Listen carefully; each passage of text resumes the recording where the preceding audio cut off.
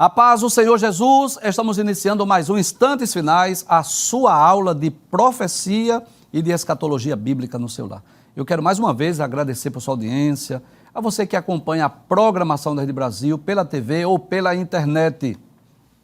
E eu quero agradecer também a você pelas mensagens que temos recebido diariamente através do WhatsApp do programa, que é o 994661010. Obrigado por suas orações.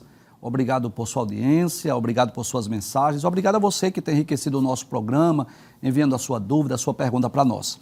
Que Deus te abençoe, que as bênçãos do Senhor Jesus continuem sendo derramadas sobre a sua vida, sobre toda a sua família. Seja muito bem-vindo aos Instantes Finais. Se você é um telespectador assíduo do nosso programa, se você está acompanhando diariamente os Instantes Finais, você sabe que nós estamos estudando sobre a atualidade da mensagem dos profetas maiores. Não estamos estudando esses livros versículo por versículo, não. Nós estamos extraindo algumas profecias e que se aplicam à nossa geração, né? Profecias essas que foram destinadas, claro, nos tempos antigos para o povo de Judá, de Jerusalém e até para outras nações, mas que elas se aplicam também a esta geração. Então nós estamos estudando o primeiro dos livros denominados de profetas maiores, que é o livro do profeta Isaías, né? Esse livro que é conhecido como a Bíblia em miniatura, esse livro que tem 66 capítulos e também tem duas divisões principais. Primeira divisão, 39 capítulos e a segunda, 27 capítulos, por isso que Isaías é chamado de a Bíblia em miniatura. Nos programas anteriores nós já estudamos várias profecias. Nós vimos uma profecia onde Isaías denuncia as injustiças sociais e vimos o quanto esta mensagem ela aplica-se aos nossos dias. Vimos também um cântico de louvor pela restauração de Israel, né? Esse cântico de louvor que ocorrerá após o milênio. Também nós vimos uma profecia no programa anterior, que é uma profecia contra a Babilônia, mas nós demos ênfase aí ao dia do Senhor. Hoje nós vamos estudar sobre o seguinte tema: a volta de Israel para a sua terra, que é uma das profecias mais maravilhosas da Bíblia, que em parte já se cumpriu, mas ainda há um aspecto futuro, há um aspecto escatológico. Mas antes de eu explicar essa profecia, eu gostaria de deixar aqui bem claro algumas informações importantes para nós entendermos essa mensagem. Deus apareceu a Abrão, fez algumas exigências a Abrão. Isso está no capítulo 12, versículos 1 a 3 do livro de Gênesis. Deus disse a Abrão: sai da tua terra, da tua parentela, da casa do teu pai, vai para uma terra que eu ainda vou te mostrar. E Deus lhe fez várias promessas, né? Deus disse: abençoar-te-ei, engrandecerei o teu nome, tu serás uma bênção, eu vou fazer de você uma grande nação, eu vou abençoar quem te abençoar, eu vou amaldiçoar quem te amaldiçoar, e em ti, Abrão, serão benditas todas as famílias da terra. E assim Abrão saiu da sua terra, peregrinando, né, com sua esposa, inclusive levou a princípio o seu sobrinho Ló também. E Deus vai fazendo promessas a Abrão, à medida que ele estava peregrinando lá em Canaã. Deus diz a Abrão que aquela terra seria dele, da sua semente, da sua descendência, né? Mas Deus deixa bem claro a Abrão que não seria naquela época, que não seria naquele período que ele iria possuir a terra de Canaã. Se você está com a sua Bíblia, eu vou trazer essa informação introdutória porque é muito importante nós conhecermos esse contexto para nós entendermos essa profecia, tá bem? Então eu vou falar sobre alguns eventos históricos aqui para nós entendermos essa profecia. Então, capítulo de número 13 do livro de Gênesis, Deus aparece a Abrão, né? Capítulo de número 15, melhor, lá no versículo de número 13, Deus aparece a Abrão mais uma vez e Deus diz assim: então disse a Abrão, para os novos convertidos, né? Deus ainda não havia mudado o nome de Abrão para Abraão. Isso só ocorre no capítulo 17. Então disse a Abrão: saibas, de certo que peregrina será a tua semente em terra que não é sua, e servi-los-á e afligi-la-ão 400 anos. Deus estava dizendo que a semente de Abraão iria para o Egito, que lá eles seriam afligidos por 4 séculos. versículo 14. Mas também eu julgarei a gente a qual servirão, em outras palavras, eu vou punir o Egito, e depois sairão com grande fazenda, com grande riqueza. Isso cumpriu-se na íntegra nos dias de Moisés. E tu irás a teus pais em paz, como que diz assim, você vai morrer, em boa velhice você vai ser sepultado, e a quarta geração tornará para cá. Ou seja, Abrão estava caminhando na terra de Canaã. Deus disse que iria dar aquela terra à sua semente, mas ele deixa bem claro, não é agora. É a quarta geração que voltará para cá. E por quê? Se Abrão já está na terra, por que Deus não deu naquela época? Porque aquela terra tinha dono, né? Os amorreus, jebuseus, os cananeus habitavam ali e não havia chegado ainda o tempo do juízo, o tempo do castigo. Deus diz a Abrão assim, a medida da injustiça dos amorreus ainda não está cheia. Sabe o que era que Deus estava dizendo? Vai chegar um tempo que esse povo vai pecar tanto que eu vou destruí-los, vou espalhar, vou expulsar daqui e vou dar essa terra a vocês. Então, Deus fez essa promessa que daria ao povo de Israel a terra de Canaã. E assim Deus vai renovando essa promessa a Isaac, Deus renova essa promessa a Jacó. No capítulo 3 do livro de Êxodo, Deus aparece a Moisés. Deus diz que Moisés iria libertar o povo lá do Egito, que iria conduzi-los à terra de Canaã. E aí, Moisés, com mão forte, né, tira o povo lá do Egito, o povo peregrina durante 40 anos no deserto, e nos dias de Josué eles conquistam a terra de Canaã.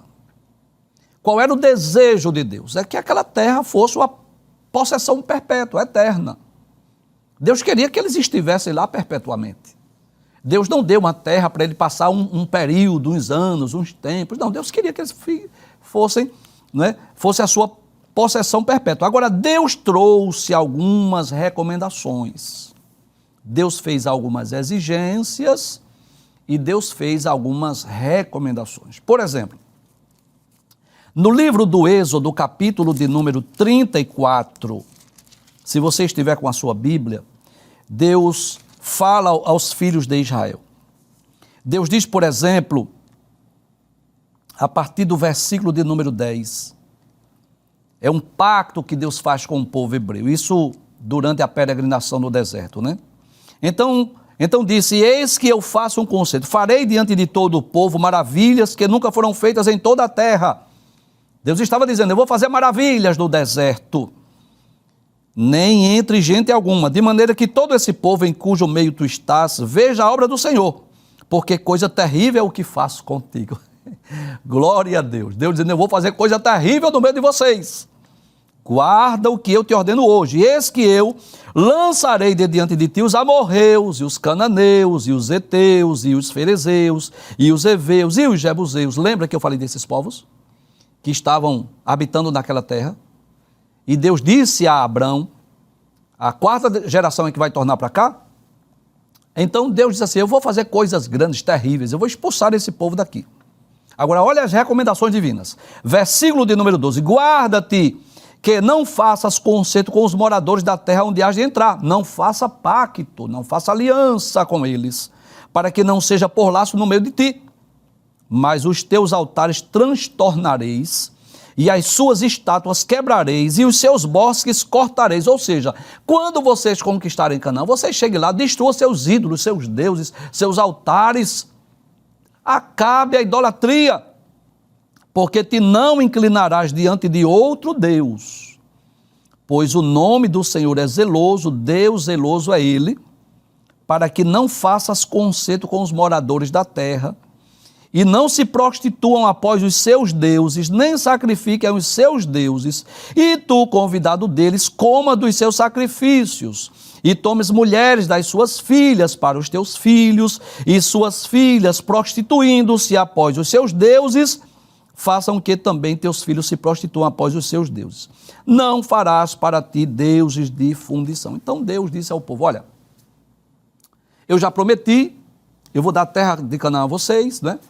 Eles estavam, nesse período do Êxodo, capítulo 34, eles estavam caminhando com destino à terra de Canaã. Deus disse assim, quando vocês chegarem lá, Deus deu as normas, né? As diretrizes. Deus disse: não faça pacto, não faça aliança, destrua seus deuses, seus ídolos, seus altares. E, infelizmente, o povo de Deus, quando chegaram em Canaã, fizeram tudo o inverso.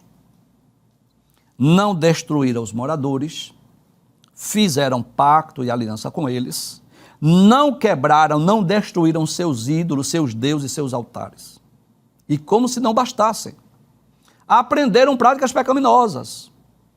Eles se curvaram diante dos Baals, dos Baalins, dos Astarotes. E por essa razão, eles conquistaram a terra de Canaã, mas tiveram que ser expulsos em duas ocasiões distintas. Por volta do ano 722 a.C., a Síria levou o povo de Israel, que é o reino do norte, para a Síria e trouxe gente de outras terras para habitar lá. E depois, por volta do ano 606 a 586, foi a vez de Judá e Benjamim também serem levados para a Babilônia. E nós vamos perceber que Deus havia alertado, havia advertido com antecedência, e depois Deus explica por que os levou para a terra de Canaã. Nós vamos ler aqui essas referências quando nós estivermos lendo a introdução. De forma que nós podemos dizer que o reino do norte, que as 10 tribos que foram levadas para a Síria, se espalharam pelo mundo, nunca mais retornaram à sua pátria. Já o reino do sul, Judá e Benjamim, que foram levados nos dias de Daniel, nos dias de Jeremias, nos dias de Ezequiel, foram levados para a Babilônia, estiveram lá 70 anos. Depois voltaram nos dias de Zorobabel, Esdras, Neemias, lembra disso? Voltaram para Jerusalém. Ficaram na terra mais ou menos 6 séculos. De 536 ao ano 70, mais ou menos 6 séculos. Por volta do ano 70, foram espalhados mais uma vez. E dessa feita passaram quase 20 séculos, quase 2000 anos, espalhados pelo mundo, e voltaram à sua pátria em maio de 1948, Israel voltou a ser uma nação. Só que detalhes, 2 problemas percebemos aí. Primeiro, é que o povo de Judá e de Jerusalém não possuem toda a terra, estão dividindo lá a terra com os palestinos. Estão dividindo terras com os árabes. Existem bairros judeus, existem bairros árabes. Existem bairros que o judeu não pode entrar. Então perceba que eles ainda não possuem a terra, apesar de estarem habitando lá em Jerusalém, mas não possuem a terra. E detalhes, o povo de Israel está espalhado pelo mundo. As 10 tribos não retornaram. Então, uma das profecias ou uma das promessas mais gloriosas para o povo de Judá, de Jerusalém, para o povo de Israel, é o retorno à sua pátria. Diversos profetas falaram sobre isso, não só Isaías, mas vários outros profetas anunciaram a vinda, né? O retorno do povo de Israel. Por isso que nós vamos falar sobre isso. A volta de Israel para a sua terra, ou seja, isso é uma promessa, uma profecia que em parte já se cumpriu, porque Jerusalém já voltou, né? Israel voltou a ser uma nação, o povo judeu já está habitando na sua terra, mas muitos judeus que estão espalhados pelo mundo ainda retornarão. E quando essa profecia terá o ápice, ou o clímax, ou o cumprimento total dessa profecia? Só durante o reino milenial de nosso Senhor Jesus Cristo. Eu trouxe essas informações porque acredito serem importantes para nós entendermos, porque se eu ler que Deus vai trazer de volta o seu povo, alguém pode perguntar, mas eles já não habitam lá, eles não voltaram para a sua terra? Sim, parcialmente estão habitando, mas existem judeus espalhados pelo mundo inteiro que só irão retornar no período do milênio. Vamos ler o que diz a introdução da nossa aula? Nós dizemos assim, que por causa dos pecados da nação de Israel, e aqui eu vou enumerar alguns, né? Enumerar alguns. Nós já mencionamos aqui em vários programas, mas além deles não expulsarem os moradores, além do povo de Israel fazer pacto e aliança com aquelas nações, além de eles adorarem os seus deuses, houve outros pecados. Não é assim? Por exemplo, eles não respeitaram o ano sabático, que era o ano do descanso da terra, eles não respeitaram isso. Eles continuaram plantando todos os anos, eles cometeram injustiças sociais. Vez por outra, a gente lendo a profecia, os livros dos profetas, a gente percebe isso, eles denunciando as injustiças sociais, a violência, as injustiças, né? O suborno. Então, foram muitos os pecados do povo de Israel. Não dá para a gente enumerar assim rápido, não. Mas isso, além do pecado da idolatria, da incredulidade, da murmuração, foram muitos os pecados do povo de Israel. E por essa razão eles foram punidos, foram castigados.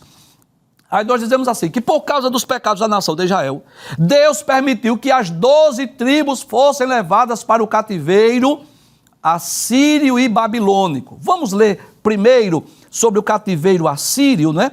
Que está lá no segundo livro dos Reis, capítulo de número 17. É importante lermos esse texto para nós podermos entender esta profecia, não é assim? Porque às vezes a gente fica pensando assim, mas Deus deu a terra de Canaã, por que é que o povo foi levado lá para a Síria e Babilônia? Por causa dos pecados da nação. Então, se você está com a sua Bíblia, segundo livro dos Reis, capítulo 17, a partir do versículo de número 9, diz assim: E os filhos de Israel fizeram secretamente coisas que não eram retas contra o Senhor seu Deus e edificaram altos em todas as suas cidades.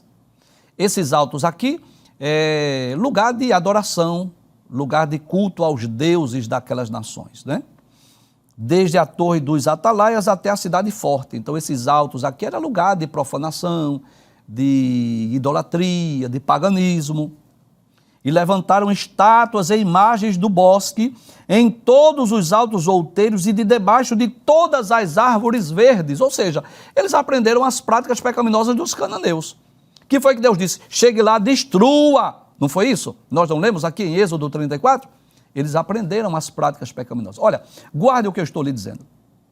Sempre que Deus exige algo do seu povo, é para nos prevenir de algo pior. Eu vou repetir essa frase. Sempre que Deus nos proíbe de algo, é para evitar algo pior. Então Deus não proíbe, não é capricho, não é porque Deus sabe o que é melhor para nós. Então quando Deus disse, chegue lá, destrua seus deuses, seus ídolos, porque Deus sabia disso. Se eles não destruíssem, eles iriam fazer o quê? Eles iriam adorar aqueles deuses.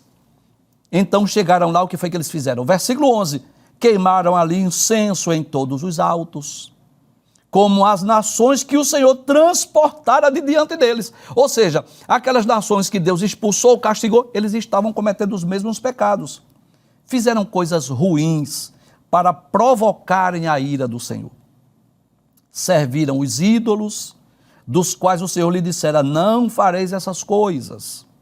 E o Senhor protestou a Israel e a Judá pelo ministério de todos os profetas e todos os videntes, dizendo assim, convertei-vos dos nossos maus caminhos e guardai os meus mandamentos e os meus estatutos, conforme toda a lei que ordenei a vossos pais e que eu vos enviei pelo ministério dos meus servos, os profetas. Inclusive, os instantes finais, constantemente lê aqui essas mensagens, né? Praticamente todos os profetas foram levantados por Deus para chamar o seu povo ao arrependimento. Claro, tem algumas exceções de Jonas, que profetizou para os ninivitas, junto com Naum, não é? De Obadias, que profetizou para os edomitas, assim, mas a maioria dos profetas foram levantados por Deus com esse intuito, chamar o povo ao arrependimento, dizer convertei-vos, né? Abandonai seus ídolos, seus deuses, não é? Suas estátuas, suas imagens de escultura. Inclusive eu aproveito aqui para dizer isso com muito respeito aos nossos queridos telespectadores, né? Que são de outras religiões, né? Que ainda preservam esses costumes que talvez herdaram dos seus pais, que ainda estão adorando deuses, estão adorando ídolos, estão adorando imagens, que se curvam, se prostram. Você lendo a Bíblia, você vai perceber o quanto Deus abomina a idolatria, não é? Isso é um dos princípios que está lá no Decálogo. Isso é um princípio que não foi só para o povo de Israel, é para todos nós. Quer ver? Vou dar um exemplo muito simples para você, querido telespectador, que que tem talvez na sua casa um ídolo, uma estátua, uma imagem. Eu não estou aqui para desmerecer da sua religiosidade, eu não estou aqui para criticar a sua religião, mas analise. Quantas vezes Jesus se curvou diante de imagens? Quantas vezes Paulo, Pedro, Tiago ou João fizeram uma petição a outro ser, senão ao Deus Todo-Poderoso? Então perceba que a idolatria é um pecado que Deus abomina. Isso está muito claro nas páginas. E é lamentável que líderes de religiões mundiais não combatam a idolatria, não proíbam a adoração a ídolos. Se sentem homens de Deus, se consideram homens de Deus, mas estão apoiando práticas pecaminosas. Então, talvez você diga assim, não, mas isso aqui que o senhor está lendo é Antigo Testamento. Tudo bem, você quer acreditar assim? Então tudo bem, vamos esquecer o Antigo Testamento, então vamos pensar no Novo Testamento. Qual foi a ocasião que Jesus disse assim, olha, você pode fazer petição a Moisés, você pode fazer petição a Maria, lugar nenhum da Bíblia. Jesus sempre ensinou assim, você ora ao Pai em meu nome. A chave para você receber a resposta da oração é essa, ore a Deus no meu nome, é no nome de Jesus. É o nome de Jesus que é uma espécie de uma chave que abre a porta do céu. Então esse princípio aí não é só para Israel, não, é para hoje, para nós também. Voltando ao texto, de segundo livro dos Reis, capítulo 17, nós lemos até o versículo 13. No versículo 14 é assim, porém não deram ouvidos, ou seja, o povo de Israel não deu ouvido aos profetas. Antes endureceram a sua cerviz, como a cerviz de seus pais, que não creram no Senhor seu Deus. Ou seja, coração duro, coração obstinado, rejeitaram os estatutos e o concerto que fizeram com seus pais, como também os testemunhos com que protestaram contra eles. E andaram após a vaidade e ficaram vãos, como também após as nações que estavam em roda deles, das quais o Senhor lhes tinha dito que não fizessem com elas. Deixaram os mandamentos de Deus. Aí no versículo 23, o escritor do segundo livro dos Reis diz, capítulo 17, versículo 23. Até que o Senhor tirou a Israel de diante da sua presença, como falara pelo ministério de todos os seus servos, os profetas. Ou seja, Deus cumpriu o que ele havia prometido através dos profetas, que iria espalhá-los. Assim foi Israel transportado da sua terra à Síria, onde permanece até o dia de hoje. Perceba, o reino do norte nunca retornou. E pior do que isso, o rei da Síria trouxe gente de Babel, de Cuta, de Ava, de Amate, de Sefarvaim, e a fez habitar nas cidades de Samaria, em lugar dos filhos de Israel. E tomaram a Samaria em herança e habitaram nas suas cidades. É por essa razão que quando Jesus pediu água à mulher samaritana, ela se admira. Como sendo o judeu pede de beber a mim, que sou mulher samaritana? Porque aqueles samaritanos eram uma mistura de povo, de raça, de gente de outras nações.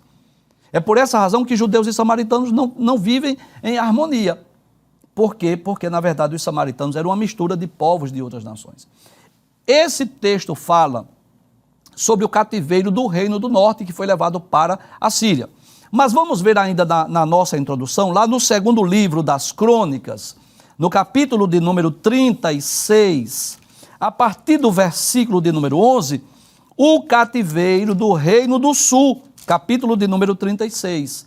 Professor, por que o senhor está detalhando tanto essas informações introdutórias? Para nós compreendermos a profecia, tá certo? Embora que a gente esteja estudando hoje sobre essa promessa gloriosa, que o povo de Israel vai voltar para a sua pátria, mas eu preciso entender esse contexto. Então, capítulo 36, versículo 11, fala sobre o reinado de Zedequias. A palavra de Deus diz assim, era Zedequias da idade de 25 anos quando começou a reinar, e 11 anos reinou em Jerusalém. E fez o que era mal aos olhos do Senhor, seu Deus. Nem se humilhou perante o profeta Jeremias, que falava da parte do Senhor. Mais uma vez, Deus levanta o profeta, ele não ouve. Além disso, também se rebelou contra o rei Nabucodonosor, que o tinha ajuramentado por Deus, mas endureceu a sua cerviz e tanto se obstinou o seu coração, que não se converteu ao Senhor, seu Deus, ao Deus de Israel. Nós vamos perceber no versículo 15 que diz, e o Senhor Deus de seus pais lhes enviou a sua palavra, mais uma vez, pelo ministério dos seus mensageiros, madrugando, enviando-lhes, porque se compadeceu do seu povo e da sua habitação. E o que foi que eles fizeram quando Deus levantou profetas? Zombaram dos mensageiros de Deus, desprezaram as suas palavras, escarneceram dos seus profetas. E o momento é oportuno para falar sobre isso. Quero me dirigir a você que é pregador do Evangelho. Quero falar com você que prega e ensina a palavra de Deus. Não se admire quando alguém escarnecer, zombar de você. Não fique surpreso, não. Isso acontece desde os tempos bíblicos. O próprio povo de Israel, que foi que eles fizeram? Desprezaram as suas palavras, zombaram dos mensageiros, escarneceram dos profetas. Deus levanta o profeta é levantado por Deus para chamar o povo ao arrependimento, assim, abandonem os ídolos, abandonem os deuses, né? Sejam honestos, sejam fiéis, obedeçam às escrituras, obedeçam a palavra de Deus. E aí qual foi a atitude do povo? Escarnecer, zombar, criticar, ridicularizar, não é assim? E eu pergunto, não é isso que acontece hoje? Claro, não é assim? Os verdadeiros homens e mulheres de Deus que pregam a Bíblia, que ensinam a Bíblia, que estão preocupados, interessados em ensinar a palavra de Deus, também estão sujeitos aos escárnios, à zombaria, a ser criticado, a ser ridicularizado. Isso acontece desde os tempos bíblicos. Agora, há algo que nos tranquiliza. É saber que nós estamos ensinando a verdade. É isso que me tranquiliza. Você sabe o que é que me tranquiliza? Assim? Porque enquanto eu recebo aqui mensagens, não é? Glória a Deus por isso, que gosta muito dos instantes finais, que gosta muito do nosso programa, glória a Deus, mas também tem os críticos, tem os que rejeitam, tem os que desprezam, tem os que ridicularizam, tem uns que não querem nem ouvir, tem uns que acham que é mentira, que acham que esse livro é lendário, claro, mas você sabe o que é que me tranquiliza? Sabe o que é? Eu estou ensinando a verdade. Eu estou ensinando a palavra de Deus. A inerrante, a infalível. É isso que me tranquiliza. Então eu fico tranquilo. Não são palavras minhas. Porque a palavra minha, a palavra do professor Givanildo, ela pode cair por terra. A palavra do professor Givanildo, ela pode ser desmentida, desacreditada. Agora eu estou ensinando a palavra de Deus. E quando eu estou ensinando a palavra de Deus, aí eu fico tranquilo. Porque certamente essa palavra se cumprirá. Aí Deus levantou os profetas, e o que foi que eles fizeram?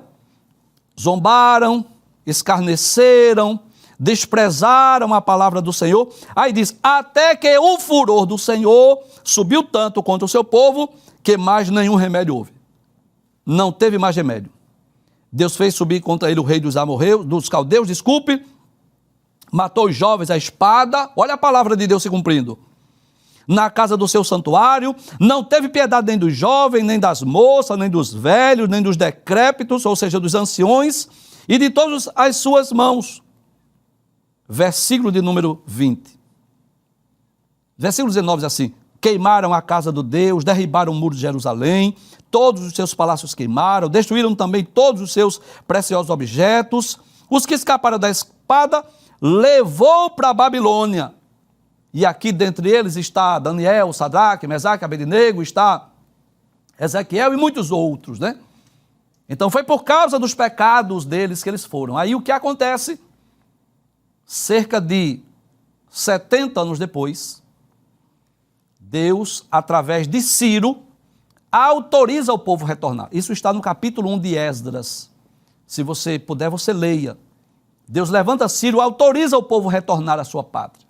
Eles retornaram em 3 levas, com Esdras, Neemias, Zorobabel, reconstruíram o templo, reconstruíram Jerusalém e ficaram lá mais ou menos 6 séculos. 6 séculos depois do ano 70, mais uma vez foram espalhados pelo mundo e retornaram em maio de 1948. Como nós já dissemos, hoje o povo judeu habita na sua pátria, mas divide lá com os árabes, divide lá com os palestinos, não ocupam toda a terra que Deus prometeu dar a Abraão e a Isaac e a Jacó. E, além disso, vivem em constantes conflitos, né? Com os palestinos, com grupos terroristas. Não tem paz, não tem sossego. A qualquer momento a sirene toca, a qualquer momento mísseis, granadas, bombas, não é assim? Drones, você sabe disso. Vivem em constantes conflitos. Mas O que é que eu quero chamar a atenção? É para a profecia que vai se cumprir no futuro. Aí nós vamos dizer assim, mas o Senhor prometeu que os traria de volta à sua pátria, como podemos ler lá na profecia de Zacarias. Deixa eu ler essa profecia, porque não foi só o profeta Isaías que profetizou. Zacarias capítulo 10, versículo 9 e 10 diz assim, e eu os semearei entre os povos, e lembrar-se-ão de mim em lugares remotos. Olha que mensagem, glória a Deus. Eles vão lembrar de mim nos lugares remotos. Eu vou espalhá-los e lá eles lembrarão de mim. E tem pessoas assim, viu? Só lembra de Deus em lugares remotos. Conhece a história aquele jovem que pediu herança, né? Que pediu a parte da herança. Capítulo 15 de Lucas. O filho pródigo. É conhecido como filho pródigo. Eu não sei o nome dele.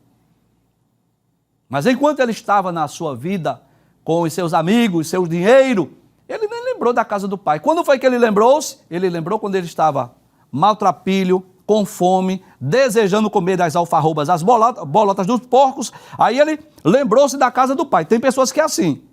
Só lembra de Deus quando chega lá no presídio, só lembra de Deus quando chega lá no hospital, só lembra de Deus quando está desempregado, só lembra de Deus quando está passando fome, privações. Tem pessoas que é assim. Deixa eu voltar para o texto mais uma vez. Livro de Zacarias, capítulo 10, versículo 9. Eu os semearei entre os povos. Deus está dizendo assim, eu vou espalhar esse povo aqui entre os povos, e lembrar-se-ão de mim em lugares remotos, e viverão com seus filhos, e voltarão. Olha a promessa.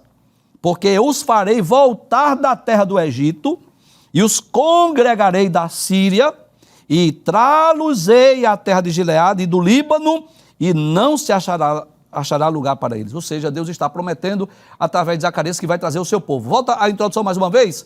Embora o povo judeu já esteja habitando na sua terra, a verdade é que muitos israelitas ainda estão espalhados pelo mundo.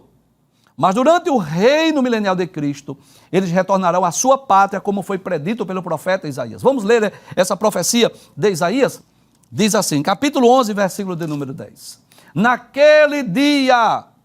Bem, para eu entender essa profecia, eu preciso ler o contexto, que, se você estiver com a sua Bíblia, capítulo de número 11 de Isaías, versículos 1 a 9, fala exatamente sobre o reinado do Messias, o reinado de paz.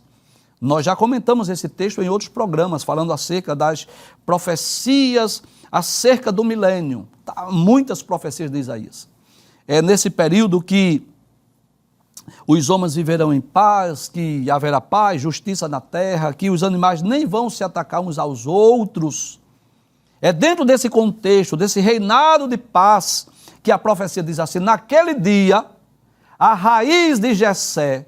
Quem é a raiz de Jessé, professor? É Jesus, o Cristo, que é da descendência de Davi.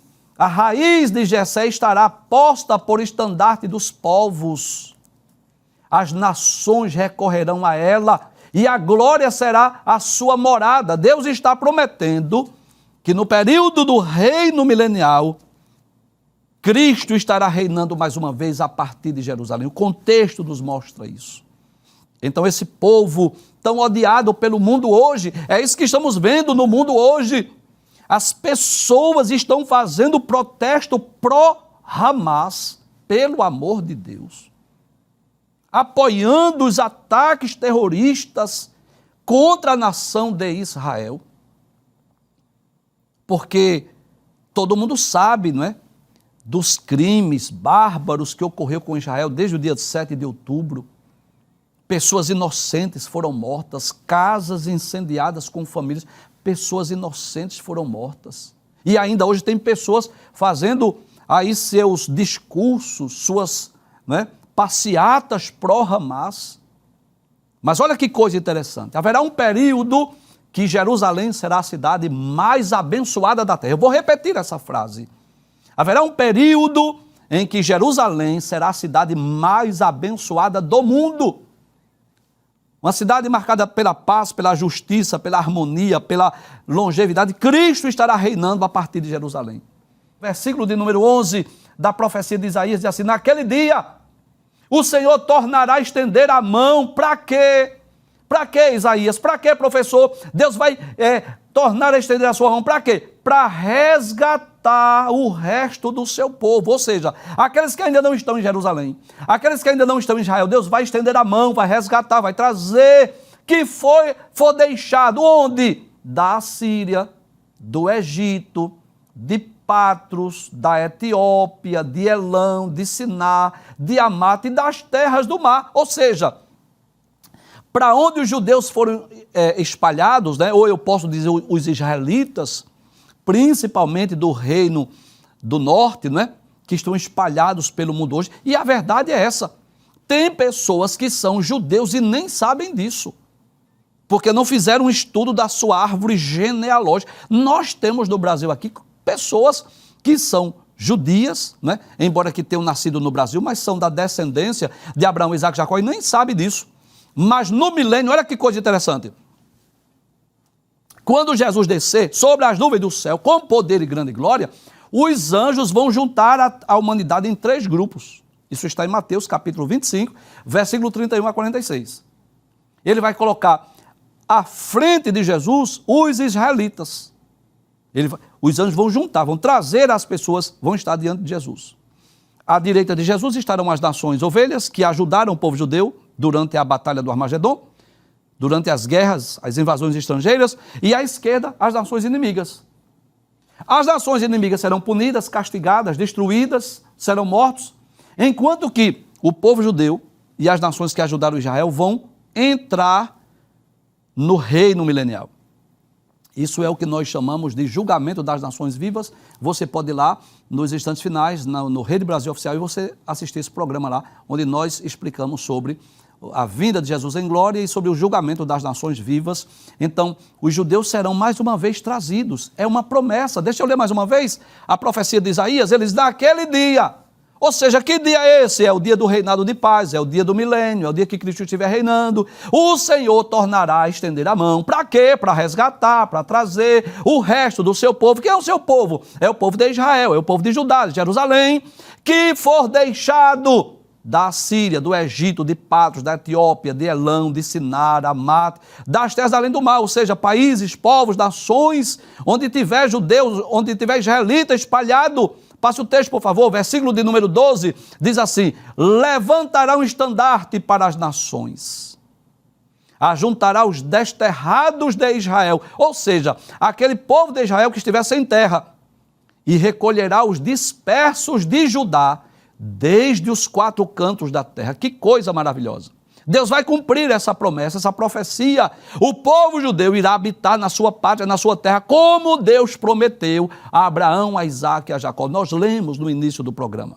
No versículo de número 13, Deus continua falando através de Isaías, dizendo assim: a inveja de Efraim acabará. Efraim aí refere-se ao reino do norte, de Israel. A inveja de Efraim vai se acabar. O povo de Israel não terá inveja de Judá. E os adversários de Judá serão eliminados. Olha que coisa gloriosa.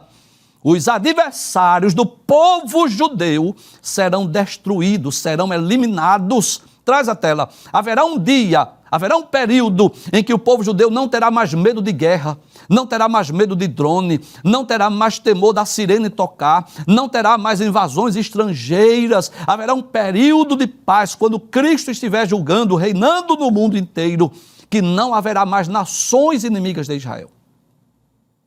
É Cristo quem vai destruir essas nações. Embora que caiba a Israel, enquanto nação, pelejar, assim, lutar, guerrear, preparar soldados, exércitos, investir em materiais bélicos, enquanto o Messias não reina, missão de Israel. Uma das coisas interessantes, Deus já me deu a oportunidade de Israel. E vou lá novamente, se Deus quiser, estarei lá novamente. Glória a Deus. E a gente vê pelas ruas de Jerusalém soldados, moças e rapazes, né, com os seus fuzis, ali bem trajados. Então é missão. Enquanto não chega o milênio, a Israel tem que preparar exército, tem que comprar arma, tem que investir, principalmente em defesa. Pode perceber isso. É porque a mídia internacional ela é tendenciosa. A mídia internacional ela é tendenciosa. É assim, Quando Israel é atacado, eles mostram esse ataque parcialmente. Nós tomamos conhecimento dos ataques terroristas de 7 de outubro através das redes sociais, porque a mídia internacional fala parcialmente, não mostra a realidade dos fatos.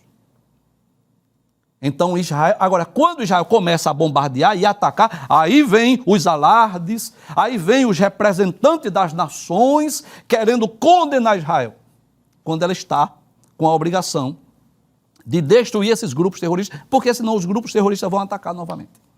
Mas haverá um tempo, deixa eu ler a profecia de Isaías, haverá um tempo em que os adversários serão eliminados. Veja o que diz o versículo 13, a inveja de Efraim vai acabar, e os adversários de Judá serão eliminados. Glória a Deus, é Deus quem vai destruir. Efraim não terá inveja de Judá, ou seja, Israel não terá inveja do povo judeu, e Judá não oprimirá Efraim, eles deixarão de guerrear, viverão em paz. Para concluir, capítulo 14, versículo 1, que dá continuidade a essa profecia, dizendo assim, porque o Senhor se compadecerá de Jacó. Jacó aí não é um homem, Jacó aí não é um personagem, Jacó aí fala de uma nação, né? De uma forma figurada, está falando de uma nação. Porque o Senhor se compadecerá de Jacó e voltará a acolher Israel, estabelecendo-os na sua própria terra. Como que diz? Trazendo-os para habitar em Israel. A eles se ajuntarão os estrangeiros e estes farão parte da casa de Jacó. Então, assim como Deus prometeu que iria espalhá-los, espalhou. Assim como Deus prometeu que iria restaurar Jerusalém e restaurou, há uma nação futura, há uma profecia, há uma promessa futura, que Deus vai trazer os desterrados para habitar mais uma vez na sua pátria, e eu não tenho dúvida disso, que esta profecia terá o seu cumprimento em um futuro próximo.